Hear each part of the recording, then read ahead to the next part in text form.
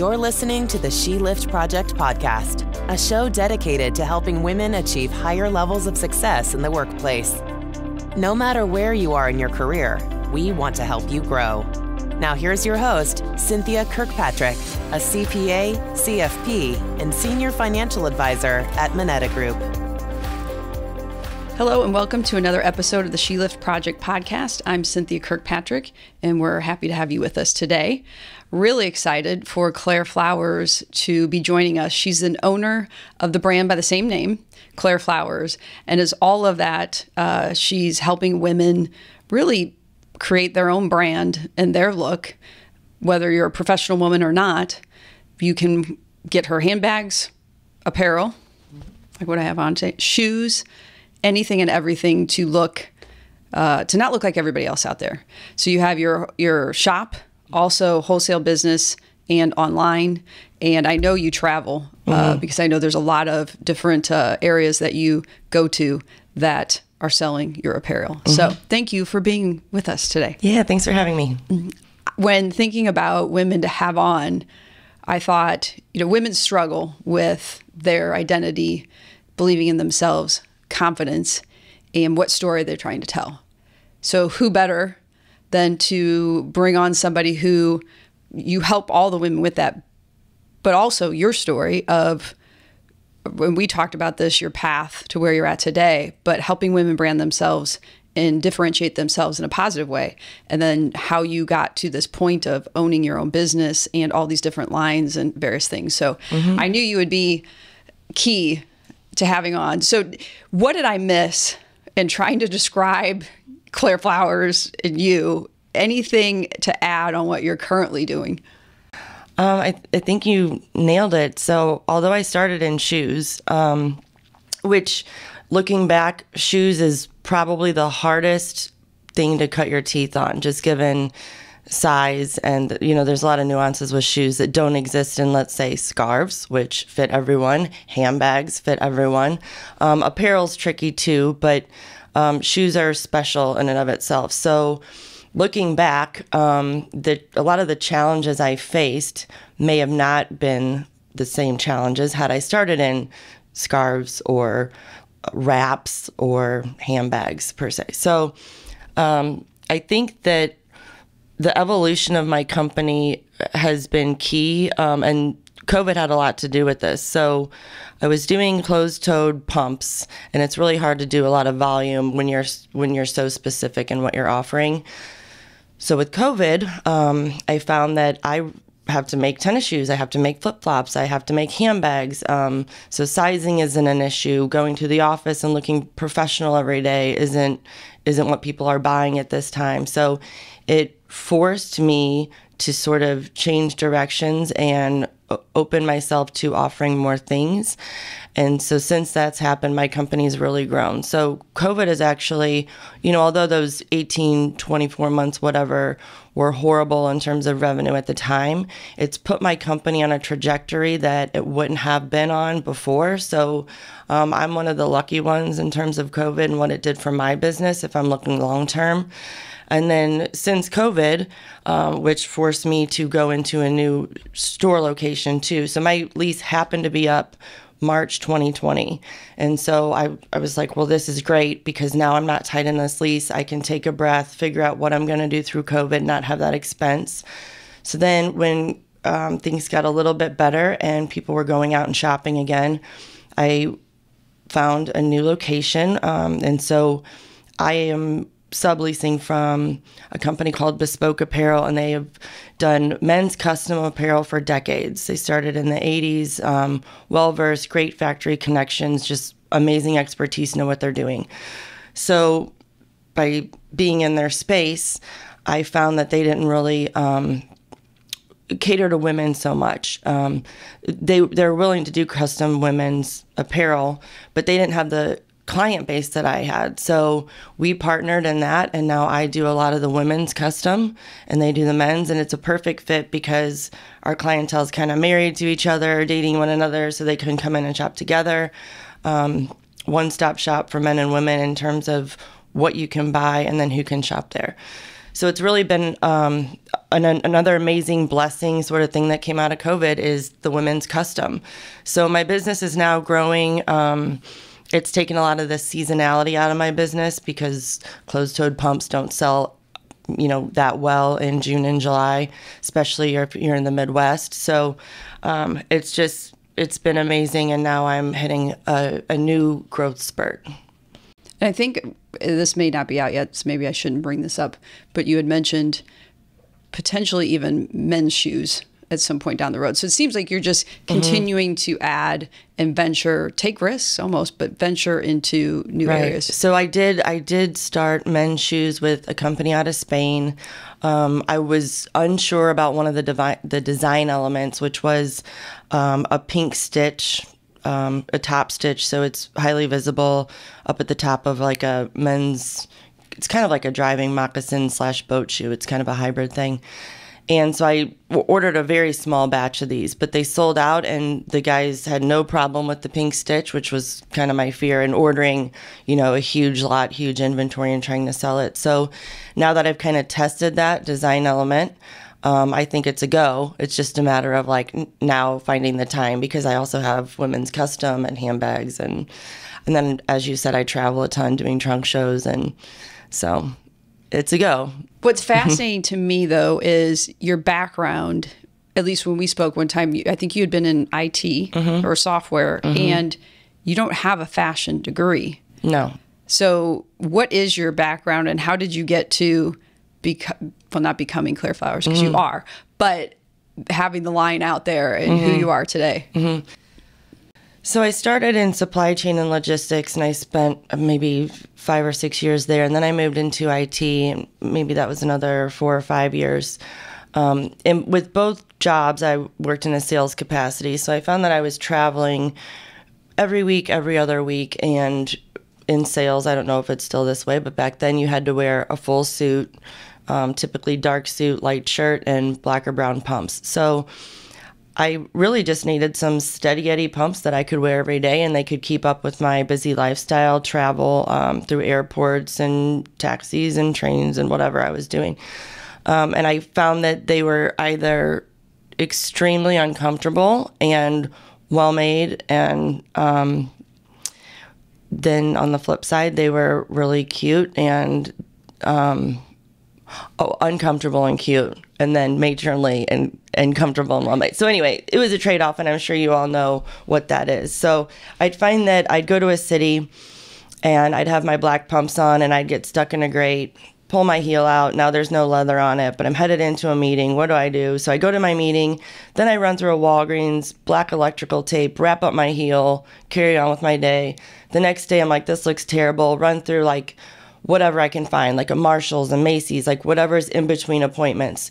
Switch out shoes. Oh my God, those kill my feet. So it's another day. And I was like, I am spending way too much time worrying about my shoes. I don't spend that much time with my handbag. I don't spend that much time with my pants falling apart. Like, this is the only thing that's always, falling apart or being painful. So I thought, okay, long time ago, I dated this guy, and he used to have custom suits made in Thailand, and he could design them. He said they were great quality. He would go there, have all this stuff made, and then it was a lot more economical than maybe having it made here. So I thought, what if I did that with pumps? Because I didn't think that there was a domestic manufacturer that could do it. So I found a factory in Brazil that would kind of invent a pump with me. So I wanted this plate on the back to reduce the wear from floor mats, stairs, etc., like the back of, where your heel is. So I said, I need a plate that's ornamental and doesn't look bad, but is also functional and protects that. And then I want my heels to be wider at the base, so I still get this stiletto-like look, which is like feminine, and, it fits with your pants that are off the rack or whatever for your suits. And then I want the heel cap to be made of something, I don't know what, to where it doesn't wear off and you're not walking on that little pin, which is super embarrassing when you're on a lobby floor going to your meeting and you have that click, click, click. And then I need them to be comfortable, wider in the toe box. I had this list of things. I just have to stop you for a second because I'm like, oh my gosh, I've been there. I've been there. Yeah. I've been there. That's brilliant. Right. So a lot of times when I say this is why the shoe has this attribute, a woman will finish my sentence and she'll say, oh, because of this problem, and so we've all experienced it. So I found this factory who would kind of invent this shoe with me. The problem is they don't want to go through all of this hassle with this new person developing molds and different parts of shoes and lasts if you're going to be one and done. So they want to know that you've got some longevity. Do you have money behind you? Like, how are we going to make sure that we're not producing your shoes instead of someone else that's going to be more long term? So I had to convince this factory that I was a big deal shoe designer, and that's a whole nother story how I got that done. But anyway, so I found this factory to invent these shoes with me, and there was some IP along with it too. So simultaneously, I'm like meeting with attorneys and seeing what I could get patented or trademarked or whatever. So then this factory in Brazil said, okay, we'll make these, but you have to make at least 100 pairs. But I wasn't sure if this was going to be a full-blown business or did I only want 10 pairs for myself. What was this going to look like? Is this an expensive hobby or is this going to be a side company in addition to selling software, which is what I enjoyed doing and what I did? So I ordered all 100. I had a party. I sold a lot of them, kept my 10 pairs, and then throughout the next couple weeks and months, I sold the rest. And then I thought, this is something I want to do. I still don't know if it's going to be a company or like a side business hobby. So then when I went to look for investors, every single one of them said, there's no way I'll give you a dime unless you quit your real job. So that kind of forced me into the direction of, okay, well, maybe this is going to be a company. And then once you start taking money, then the pressure is on. It's not just me potentially losing my money, my job, my house. It's, it would impact other people as well. So that's when it got serious and I had a full-blown company and it was off to the races. Okay, you glossed right over. I had to convince them. You got to tell me more about that story. The factory? Yes. How did you convince them? So you can't really just look up like shoe factory in China, shoe factory in Brazil. I mean, I tried that. And first of all, a lot of their websites are in Chinese, Portuguese, whatever their native tongue is. So I couldn't even read it. So then I thought, okay, how am I going to get in touch with these factories? And then if I do, how am I going to convince them that I have, the money, the backing, the expertise, the things I need to make them want to work with me? So a little backstory, a lot of people graduate from the Fashion Institute or whatever fashion college they attend, and their dream is to start some sort of line, be it apparel, handbags, shoes. And so if every single one of them goes and calls a factory overseas, they'd get a lot of people that they'd have to vet that don't really know what they're doing, that maybe haven't had a business class, etc. So I thought I'm not going to be able to just call these factories and get them to give me a tour and work with me and send me prototypes, etc. So I went on LinkedIn and I just started looking at people that own shoe companies. And I was like, maybe one of them will tell me who they use or show me the ropes. So I found a guy in Chicago. I can't remember his name anymore. And he had maybe 10 different shoe brands throughout his career. I think he was in his 50s. And I said, I'd like to meet with you. And he said, okay, well, I do some consulting on the side. So yeah, come to Chicago. So I drove to Chicago, met with him in the hotel lobby. Went through his consultancy agreement, paid him, which it was fair looking back, but at the time it was a lot of money. It was my own money. I was self-funded. So paid him to put me in touch with a lot of different shoe factories. So we started in Portugal. I went there. I had to tell my employer I was taking 9 days off work to go to Portugal for fun. But really I was interviewing shoe factories all day. So I had a translator. I was alone. Every day we got up at 6 or 7, visited 5 or 6 factories, and then ate dinner, went to bed, did it again. So several days of that, and they were all speaking Portuguese, and then my translator would tell me what they were saying and so on. The problem was every factory that I went to see, they said, well, pick a heel that's on this wall, or pick a heel cap, we offer brown and black, or pick, we don't do logo plates on the back of shoes. So basically it was like a catalog of shoe parts. And I said, well, no, this is going to be something special because it has to be comfortable and durable and do all these things that typical shoes don't do. So if I'm picking shoe parts out of a catalog, it's going to be the same old shoe. So I left Portugal totally defeated, and I was like, I can't just go to 20 countries and spend 9 days in each, you know, the expense associated with that. I don't have enough vacation time. So I was like, now what? So called the guy back in Chicago, and I said, you know, none of those are going to work for me. Do you have any factories in mind? And he said, okay, try this guy in Brazil. So I talked to this guy in Brazil. His name's Samir, and he's still my factory guy today. But I talked to Samir, and he spoke perfect English. He speaks 5 or 6 languages. He's an amazing guy.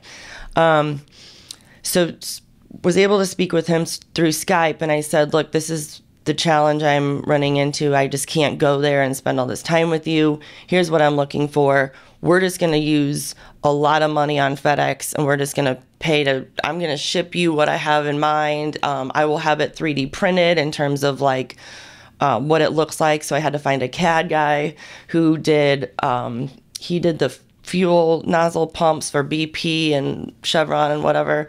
So I asked him to make a CAD file for a heel shape, which he had never done before. So that was fun. So he did the CAD file. Then I had 3D printing was just a new thing. So I had to find someone in St. Louis, and this was like when 3D printers were like 10 grand. And so I had to pay for this heel to be 3D printed, sending it to Brazil. So I'm having parts made here, sending it there. We're going back and forth just with FedEx, which in hindsight, that was a lot cheaper than, you know, going to Portugal for 9 days. So could have started there, but didn't know. You know, you don't know. So, anyway, he sent me my first shoe prototype, and it was like 90% of the way there. And I was like, this is the factory for sure. So, another couple weeks and we had nailed it. He had like the perfect shoe, what I had envisioned, and I was floored. So that's kind of how I found the factory, and then that's still the factory I use today.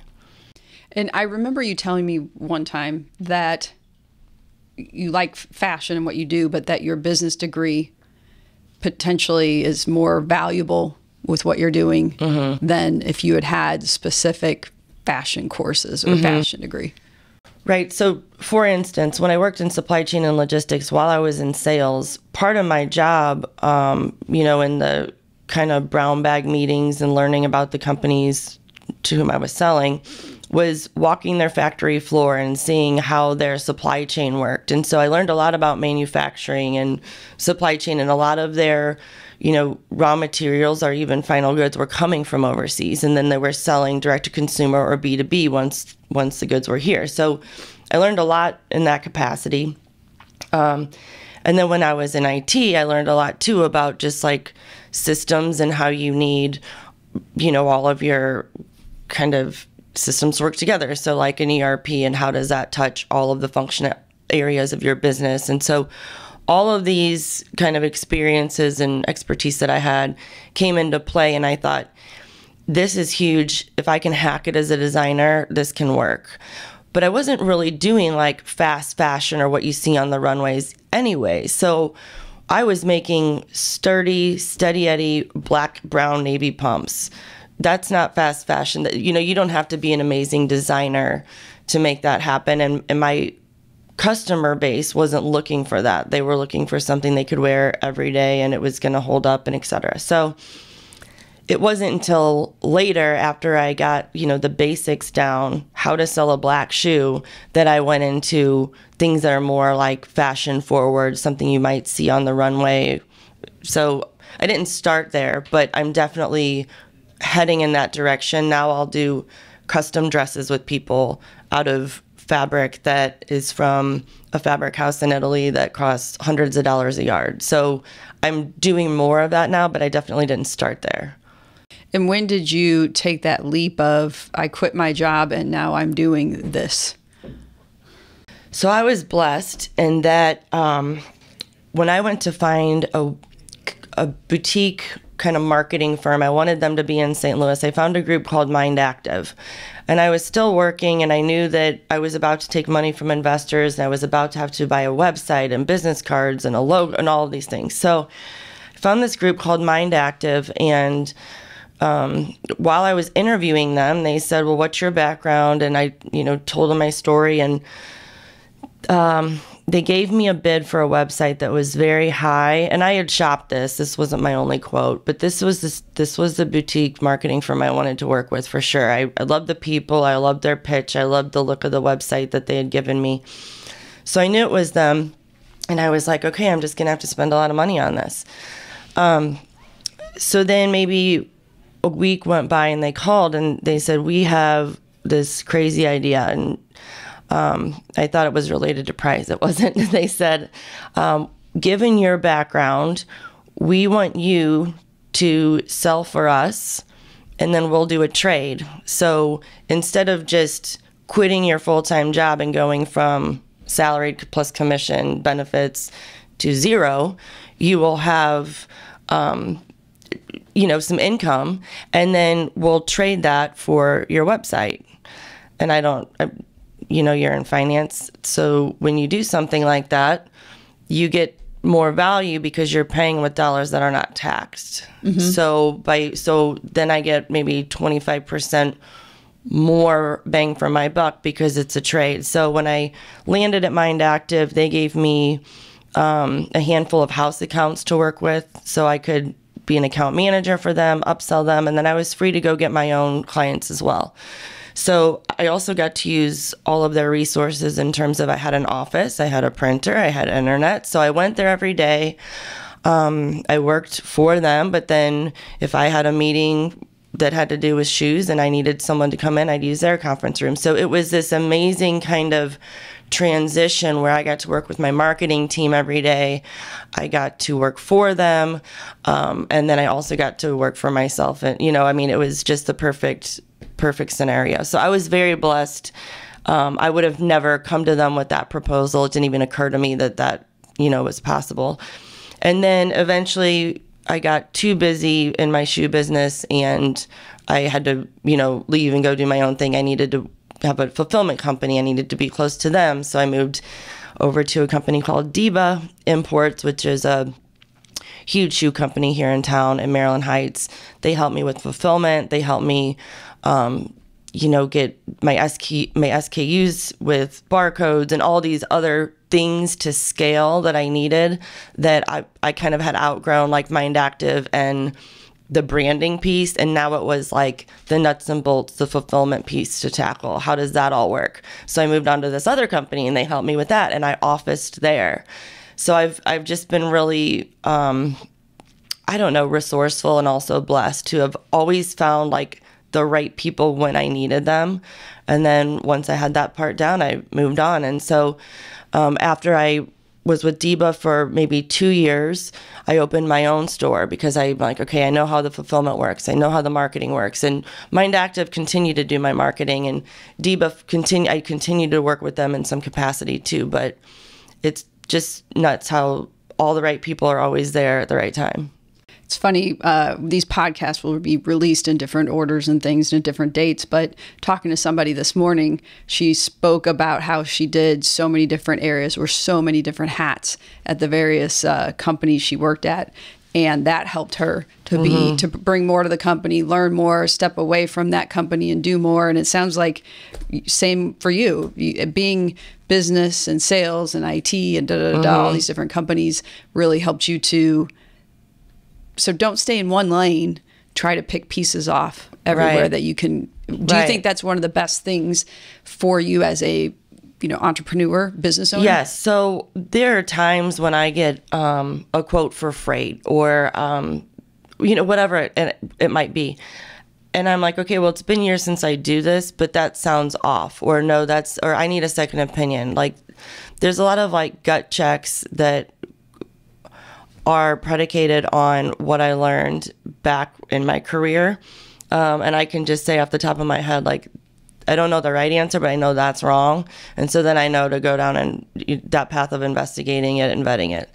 So that's happened a lot with suppliers, or just, quotes I've gotten, or proposals I've gotten, or legal contracts, whatever. So I'm thankful for the background I have, and I think it's huge. Now, when you were young, did you ever think, I'm going to be a designer, this is what I'm going to do? Never, but looking back, I was always kind of creative, like putting on fashion shows with my Barbies, and, when I was little. But then when I got to school, I got more kind of academic and did less of that.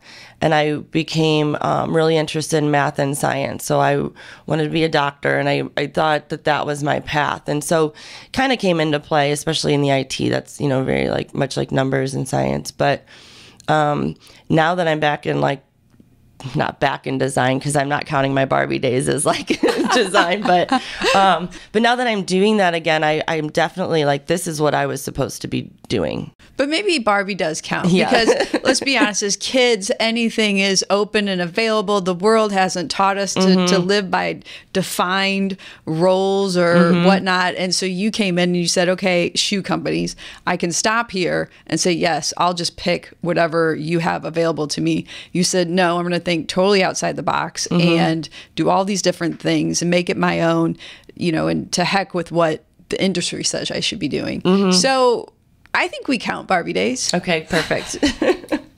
And I think that's, I look back at myself and my kids, and I often think, it would be better as an adult to be more like a kid. Again, kind of like what you did, not letting any obstacles stop you. Along the way, there were so many things that could have, and for a lot of people, would have stopped them. What do you think helped you get over each and every one of those? Because there were quite a few as you were talking.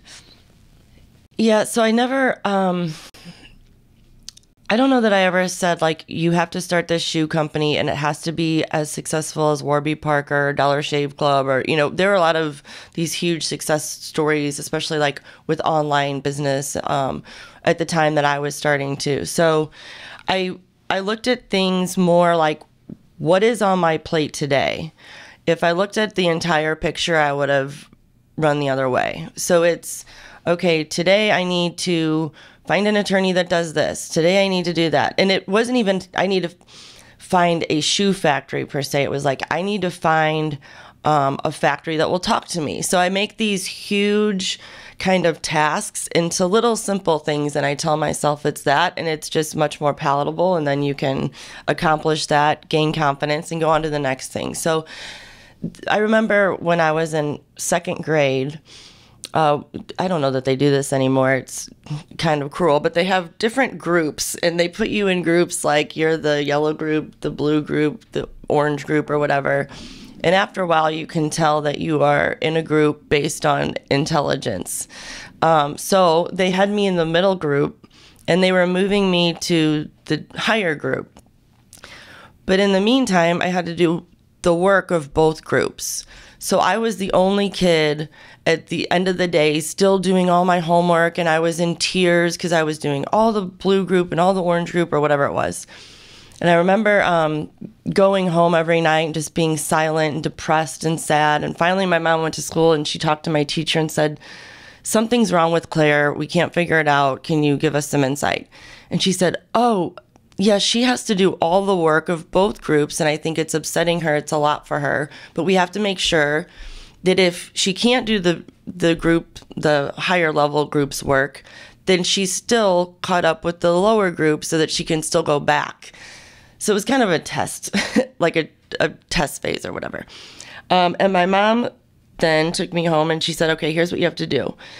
She's like, you have to just take these things one thing at a time. Like, okay, I don't have all this work on my desk. I have this one little worksheet, and I'm just going to get this little worksheet done, and then I'm going to move on to the next one. And then that's how you have to think of this. And I don't know that that was subconscious, but I look back on that experience, and that is how I approach everything now. Like every huge mountain that I have to climb, I'm like, okay, it's just one step at a time. And that's how I, make my list of tasks in a day, so I'm not overwhelmed. And that seems to help me like through everything I do now. It's just that thing that she taught me then. Wow, how long have you realized that? I mean, I didn't realize that I was doing that until years into my shoe company. And I thought, how am I able to, because I meet with other people who are starting businesses and they're just overwhelmed. And they're like, I don't know how I'm going to do this. It's only me. I have all this stuff to do, I don't know where to turn. I can't delegate. There's no one here. And I think, how was I able to do that? And then I think it occurred to me that because that's how then I operated since then. I mean, when I had an overwhelming class in college, I thought, okay, just teach myself these 2 pages. And then the next day, just teach yourself how to do these 2 pages, of a calculus book or whatever it was. So now I approach most things that way, and it just kind of takes a lot of the pressure off. I've seen you in many situations and you're always like cool as a cucumber. Oh yeah, we'll just do that. I think we'll, talk to such and such and get our shoes with those school colors. I know you do shoes with a lot of MLB players' wives but always just, okay, let's write that down. We'll figure out when we get to that. So it makes sense now with you telling that story and how you accomplished what you've accomplished so far. Right. What along the way were maybe some obstacles and or pivotal moments from mentors that helped you get to who you are and where you're at today? Maybe we take what were the biggest challenges or setbacks? I did get hung up on kind of the design piece for a while because people would introduce me as a shoe designer and I felt inadequate because other people are going to New York Fashion Week or they're going to St. Louis, well, when we had one, St. Louis Fashion Week, Kansas City, and they're getting all these accolades as like a designer. And so when people would call me that, I thought, oh my God, I only make pumps in like 4 or 5 colors. Like, please stop. I'm just a business owner. Stop calling me that. So then I felt I have to go design. And I remember a woman at Diba, her name's Diane, and I have just immense respect for her. She's amazing. She's their COO. She might be their full-blown owner at this point. I'm not sure. But anyway, I was making this Karen pump, and it kept selling out and selling out. And then I don't remember how exactly the conversation went, but I said, oh, no, I'm done with that shoe. Now I'm making this one, and they were all these like wild colors and crazy. And she said, why would you hit a home run and then stop? Like, why would you stop making something that keeps selling out, selling out, selling out? And I was like, you're right. Like, my fear of being called a designer and being inadequate is forcing me to make a bad decision in terms of revenue for my company because I'm hung up on that. And who cares? I mean, it's more important to have the revenue to sustain me and be a designer later, because this was more at the beginning. So that has been a challenge, I think, and that's just an internal thing of my own. It's putting these expectations on myself that don't really exist. I mean, I don't have to go to New York Fashion Week. That's not my brand. And something that you said there is just, and through what you've said the whole time, is a little bit at a time, a little bit at a time. Mm-hmm. I know what a book that was pivotal for me was James Clear's Atomic Habits, which talks about every day 1% better. Mm-hmm. So that at the end of the year, it's 365%, mm-hmm. but it's only 1% better. And I heard him recently with Tim Ferriss do a podcast where he talked about if that day, if your goal is to work out and you always work out 60 minutes, but for whatever reason you only have 15, don't do 0, mm-hmm. do 15 and mm-hmm. be okay with that. But that's right. What you got in. At least you did it that day to keep it going. And so I think that's a lot of what you said here is, just a little bit at a time. Don't stop, put yourself out there. But it also sounds like that piece of know who you are. Right. Don't try to be what you think others, and maybe they do think right. you should be. I spent a lot of time trying to to be what I thought other people wanted me to be as a designer. So I was in a showroom in Dallas and a showroom in Atlanta. And these people were coming out with, coming out with all new designs 4 times a year. And I'm like, but my my customer isn't buying that way. And maybe later, but I definitely was prematurely in those showrooms. I didn't have enough to show. It wasn't even a collection. So then, you're kind of setting yourself up for failure because you're trying to be something you're not and put yourself in this place where you shouldn't be yet. It's just the timing's not there. It's almost, knowing some other stories I know about you and your brand, building that base, being you, so that down the road you've had the confidence to say, okay, now I'm doing this, but don't jump prematurely. Right. And in a lot of those instances, I had, I knew, like, my intuition was like, this is not right. You're not ready for this. This isn't the time. You shouldn't be here. Not because I wasn't deserving. It's just, it wasn't aligned with what my company was doing. And so, it, would have been better to expand my base and then try something more fashion forward, which is what I've done now. But I kind of took a step back. And again, I was in those showrooms up until COVID. So that helped me too. And that intuition, I think sometimes in our gut, we know, especially as women, we really know, but we've been so used to getting input from everywhere else, TV, magazines, people telling us who or what we should be doing, that it can be hard to stay true when, if we compare ourselves to others, it looks like maybe we're failing, but we're really not. I mean, in order to succeed, you had to put the brakes on, and that was a smart move. Yeah, it was hard to tell people who wanted me to sell volume and grow really, really fast that the way to do that oftentimes is fast fashion, or you make things that are really low quality and really inexpensive. So we've all seen like Wish and those kind of Facebook websites, but neither one were for me. So I didn't want to make something just to make something to get to a revenue number and a volume that would make other people impressed. But that is what, that is always what you'll hear. I mean, everything you read or see or watch is grow, grow, grow, grow, grow. And that's all that matters.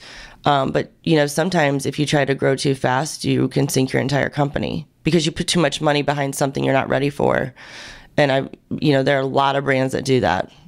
Do you think that's one of your best lessons that you've learned, is kind of knowing what you want to deliver and sticking to that? Yes, I wish I would have, listened to that intuition 6 years ago, but I survived, so that's key. And now I'm on a great path. I'm happy. That's good. Any other obstacles, or you mentioned that woman that really helped you, any other people along the way who stepped in and really gave you that good advice? I work closely with David and Danny Corbett. They're a father-daughter team, and they're very patient with me and getting into like the women's custom and what that looks like. And they've been great mentors, but more so teammates. I mean, it's really nice to have kind of worked in, not a vacuum, but, to be really on your own for several years and then come into a place where not only are they there every day, but they're doing something similar. Where when I was at Mind Active, I mean, they weren't doing something that close. And then Diba had a very different model too. They were mostly wholesale, where I was mostly direct consumer. They had huge accounts and they were well established, like a well-oiled machine. They weren't going through like growing pains or anything. Not that Bespoke is, but I feel like at Bespoke I've really found like a group of family, like people I can bounce ideas off of, and they're just super accessible and they've been awesome. So it sounds like, again, you said there were times where you just had the right people come in your lives at the right time. Right. And now you're at the point where having those other minds to bounce, having some good partners is going to help you get beyond where you could be on your own. Exactly. So finding good partners, having good support, and asking for help, probably sometimes getting outside of yourself to ask for help. Oh, yeah. I have no problem with that. Some people do. I have no problem with asking for help. What about, I imagine dressing women, whether it's shoes, clothing, apparel, are there different challenges or things that you see with women's mindsets or issues or concerns, or, you know, how you come in and help them? Well, I don't know that it's different from men, just in that I don't have experience with this in men. But I do think that giving them the opportunity to design the garments themselves and the fit and how they want to look, definitely, even before the garments arrive, they have a lot of confidence in it. Or if you're going into a store and buying off the rack, you know, you can leave with nothing.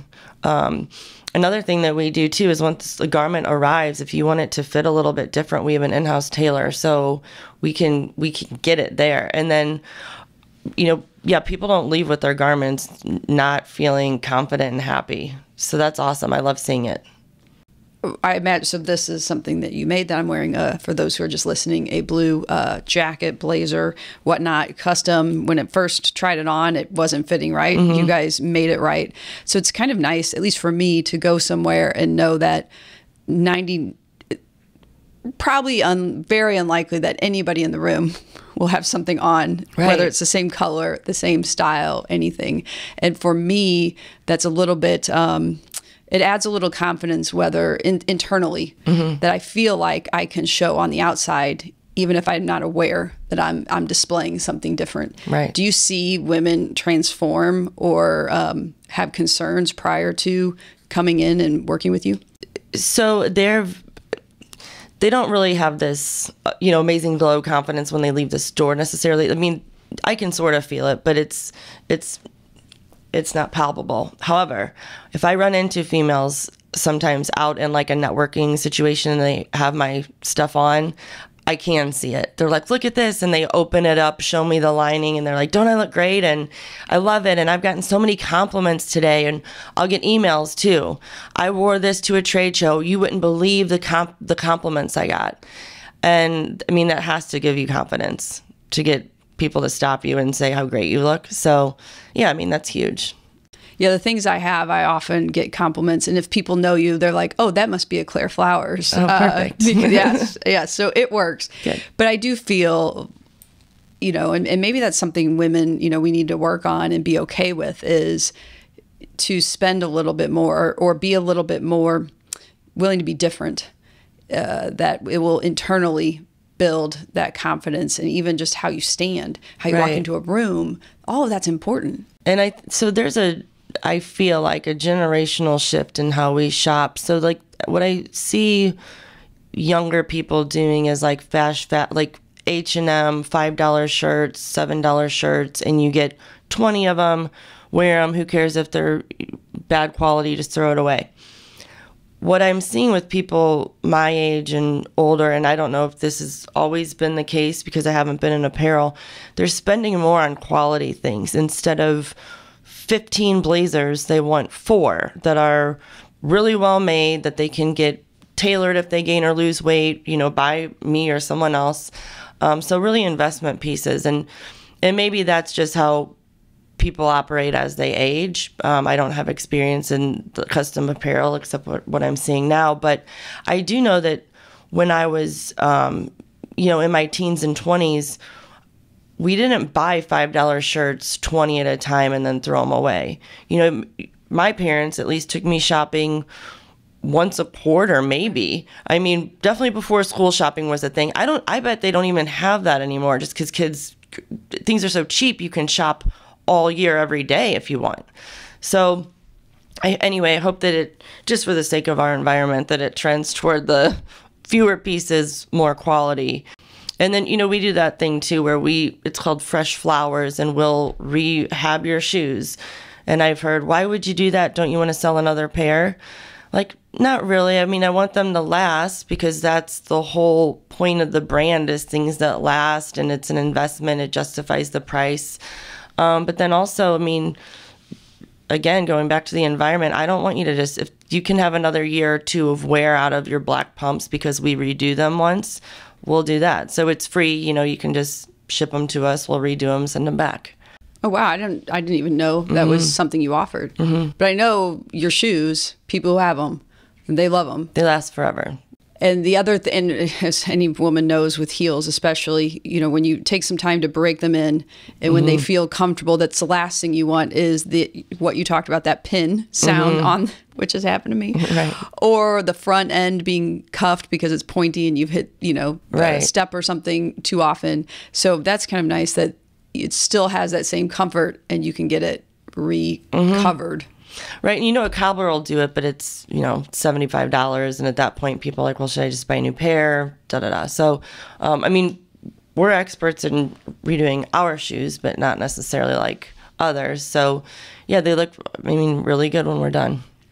One story I love, I don't know, I think it's amazing, confident. I don't know if gutsy is the right word. You're known for the bottom of the heel. It's pink. And obviously, we learned more about why you shape them the way you do. There was a big company that started using pink. And your attorney, you stopped it. Yeah, so how did this go? Okay, so I hosted at my old store, my pre-COVID store, a designer out of France. And then he left his trunk show, went back to France, and a few days later, he sent me a picture of a shoe with a hot pink heel cap. And he said, what do you think of this? Can you believe it? And I was like, oh, really? They're not supposed to be doing that. And I know this brand, and I know that they sell domestically, you know, in the United States. So the middle of COVID, I had to send a cease and desist. Got one cease and desist written by an attorney in town, and it, to me, read very weak. Like, please stop doing this. We'd appreciate it. Da, da, da. And I was like, no, this isn't going to work. So then had another attorney draft another one that was much more forceful. And that's the one that we sent. And so I, you know, during COVID, paid for 2 cease and desist letters. And then this large shoe company wrote back and said that they would sell out of their existing inventory, which was only a few pairs, and then never do it again. But also, you know, kind of, you're little, you suck, who are you to tell us, you know, and then went on to, you know, to say that we had no business writing the cease and desist, and et cetera, et cetera. So anyway, I've been checking on them since, and they haven't done it, so we'll see. But yeah, that was scary. I thought, do I let this go? I mean, then all of the IP dollars that I had spent previously making this mine would be in vain. So and then, you know, if you know about an infringement and you don't protect it, then if there's another infringement later on, the judge will say, well, this wasn't important to you then when you knew about it, so why should we care now? Anyway, it's much harder to defend if you let it go the first time. So even though it was COVID and there was no revenue, I knew I had to, you know, pay this massive expense to get this done. So it sounds like potentially when you found out, a little bit of maybe fear, or is this going to go anywhere? Should I even do it? It's a big company. Well, they even treated you that way when you got it back, but you went and did it anyway. Right. So I thought, you know, this is money that I don't know how long this pandemic's going to last, how long I'm going to have no store, almost no revenue. So do I keep this money that I have to float the business longer, or do I defend this intellectual property? So I had to make a decision, and you know, luckily the pandemic didn't last forever, and I had revenue after that. But you know, in hindsight, I'm glad I did it, because I wouldn't have wanted to have made it and then thought, oh, I should have paid for that also. So right. Yeah, I when you told me that, I just thought that was, that's amazing. It was your idea, your IP, you should protect it, but that would stop so many people when going up against a big company. And you did it anyway, and it worked. So after that, I was like, wow, she's a really good businesswoman, and mad respect for that. So as we get close to winding down, want to circle back to some of the things you said, which, you know, I think are helpful to anybody either building their business or wanting to be successful in their career. You know, having an idea, maybe being a little bit ridiculous enough to start on that idea, but bite it off a little bit at a time. Don't let yourself get overwhelmed.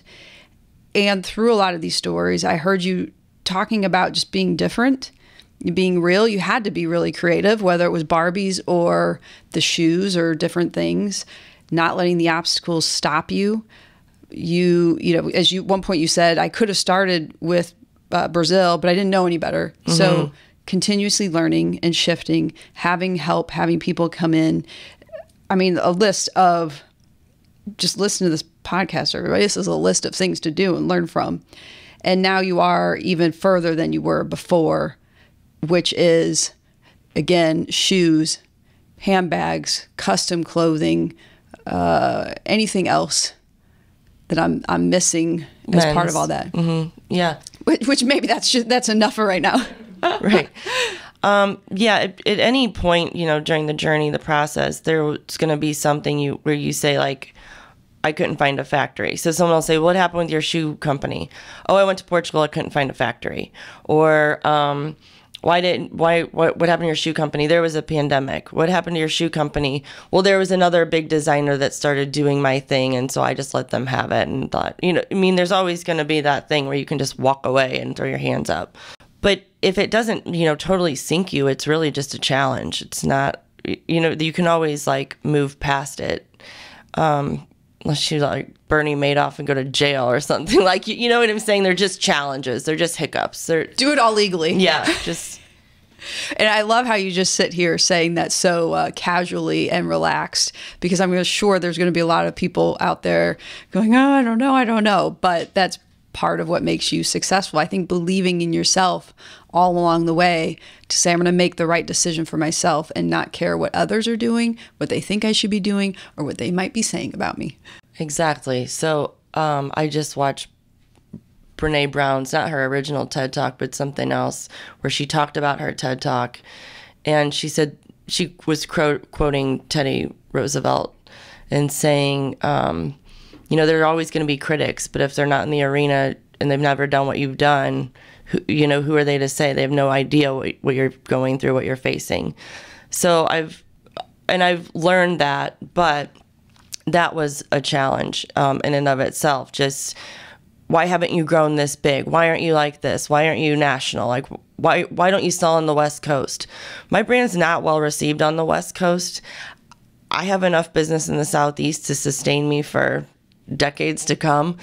So when you stop trying to be everything to everyone and listen to all the noise, you will do great things, but you have got to stop listening to the critics, or you will get nowhere and you will just beat yourself up all day. That's a great way to, I think, round this out. Where do we find you? So we have store, address, website, and trunk shows. List all the places we can find you. So my store is Clayton, 8500 Maryland, in the ground level of the Barton building. And then online, and then I'm in boutiques all over the country, but in and out. So they might like what I have this season and buy 3 styles, and then the next season they aren't. So I'll probably put a list pretty soon on my website as far as stores in different cities.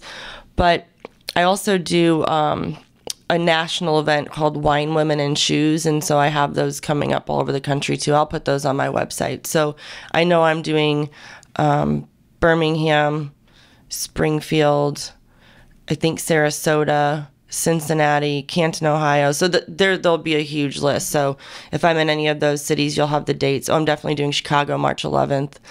I'll add all that to my website as soon as I get back to the office. There we go. I used to do that, and I took a break through COVID, but I'll start doing that again.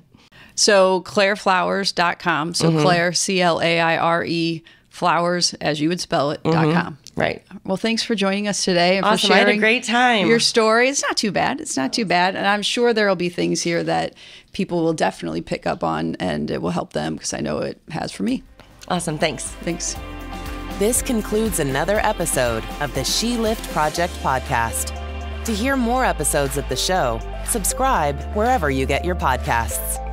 And to learn more about our mission of helping women reach higher levels of success, visit sheliftproject.com and sign up to receive the latest news, ebooks, videos, and more.